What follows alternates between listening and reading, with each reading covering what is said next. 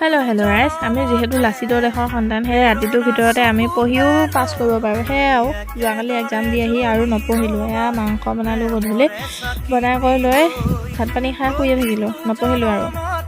লাভ you বাপৰিও।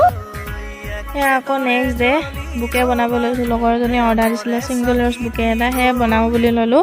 সেয়া ৰিবনকেইডাল কাটি লৈ দুইটা ছাইড পুৰি লৈছোঁ, নহ'লে মানে সূতাবিলাক ওলাই যায়, সেই পুৰি ল'লোঁ।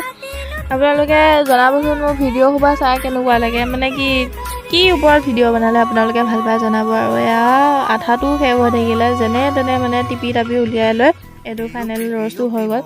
সেয়া ৰ'জটো হ'ল, এতিয়া আকৌ লগাব লৈছোঁ পেপাৰকেইখনৰ লগতো হ'ল জমনি। মানে পেপাৰকেইখন আজি অলপহে থাকিলে, যিহেতু আজি ক্লাছ নগ'লোঁ, সেয়ে মানে আনাটো নহ'ল। এতিয়া আপোনালোকে নক'ব এইটো মই থাৰ্মকলটো মানে মাছৰ কাৰ্টুন লগাইছোঁ বুলি, নহয়, এইটো মই ইয়াত লগাম বুলিয়ে কিনি আনা।